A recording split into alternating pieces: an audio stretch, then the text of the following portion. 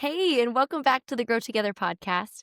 My name is Kate McCummins, and I am your host for today's episode where we talk about therapists growing, scaling, and thriving. Today's episode is especially for the therapist who has already started their practice, not really in motion yet, and just waiting to do their evaluation for the first time. Not only a occupational therapist, but also as a practice owner, which I will tell you is completely different than just doing it as the therapist. If you have found yourself thinking, how am I going to balance the conversation or the dynamic of being a practice owner as well as being a therapist? This episode is for you. I am going to share some practical tips and tricks, as well as some resources that I utilize and continue to utilize in being a therapist and private practice owner to this day, and what I have tweaked in the process of doing that. This will help you serve your clients well while building and scaling your practice. So let's start with the first and mainly the obvious.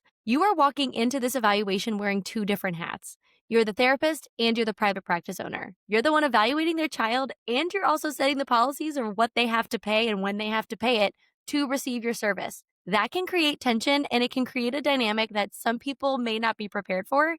So let's dive in. First and foremost, your first impression absolutely matters. And 9 times out of 10, your first impression is going to be virtual. They're going to find you virtually on your website. They're going to find you virtually through the paperwork you've sent them, a phone call you've had, or some type of interaction that is not just between you and them. So first and foremost, make sure that you have your background data together. Have your website organized, have your onboarding process streamlined, have your inquiry questionnaire ready to go and easy. Now let's step in, and you've gotten through the front door of your first evaluation. First and foremost, the goal is to understand that you are representing your brand as well as your therapy style. So it's very important that we are intentional, communicate clearly, and we show empathy. If you do not know the answer or you haven't really thought about that yet, the best answer to say when in an unknown situation, say, let me look back at our policies for that because I want to make sure I'm telling you correctly. Or like I've told you before, pretend like you have a business manager or a virtual assistant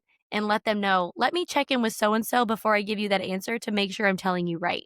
That will buy you time, and it will make sure that you're confident and clear in your communication. Next, after you complete the evaluation, after you have everything laid out, you've assessed for all the things that have needed to be assessed for, understand that yes, that first impression was very important. Now your first impression and your impression of your practice is not going to be, again, reflected person to person. Now your reputation is going to be demonstrated through your documentation. As much as I hate to say that, it's the truth. I have met so many other therapists, so many other resources, and so many other networking connections solely because my evaluations are amazing. And I'm not kidding. They are top dollar, the best of occupational therapy evaluation you can find in the area, because I know that is my reputation builder, is what I put into there to create a conversation and advocacy for these families outside of me directly being there. I have also put the evaluations that I utilize in the show notes, so check those out there and have the same reputation that we've built at Grow Together. Now, I will also tell you, as you move into part 4, the phase 4 of streamlining and adapting your systems for onboarding. How well and easy and communicative you are in your onboarding process is going to set the tone for your practice. So understanding if the process did not go smoothly for the first one or wherever it went or hiccuped along the line, identify it and you clear it out, making intake forms clear. Spending a lot of time understanding how much time you're allotting to each section, how much you are allotting to the priority of the family. And lastly, understanding how you can streamline what you're doing for the next family. Because I tell you, once you have one, you will then have 2, then you'll have 3, and it will just keep building. Understanding that using each evaluation and each onboarding process as a moment of learning is going to be vital. Then, as you understand, you need to continually monitor and adjust and pivot your onboarding process. You also have to understand that each evaluation process is also a marketing opportunity. Whenever I leave an evaluation or I go to an evaluation, I always bring business cards. I always find a way that someone can take what I've given them and pass it on to somebody else. And I know people say that business cards are dead, especially in this process of building an evaluation or you're there for a service, whatever it looks like.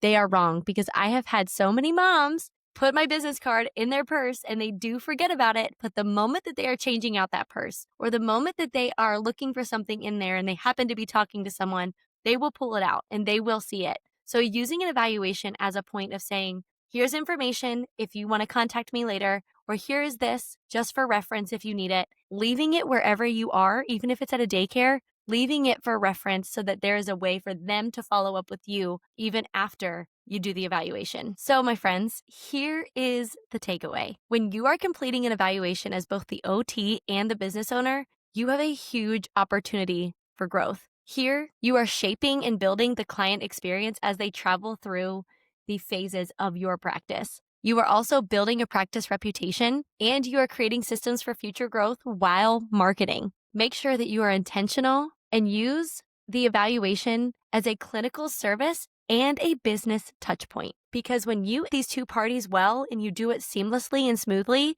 your practice will continue to grow. This is an art and it may take a few trials to get it under your belt, or you can schedule a one-on-one call with me and I can teach you my tips and tricks on how I have integrated this process and what I have done to get me to where I am at the pace that I have gotten where I am. If this resonates with you, please share this. Schedule that one-on-one call with me. I have two options. We can do a one-on-one call or we can do a 4-week program where we build your program to get you to the other side of that door that you are waiting at. But with that, friends, I bid you adieu and I thank you so much for tuning in. And remember, you do not have to do this alone. We can grow together.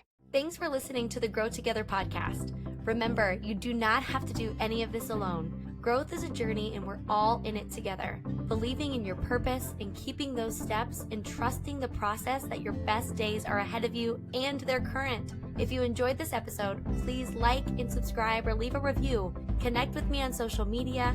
Until next time, let's keep growing together. See you again soon.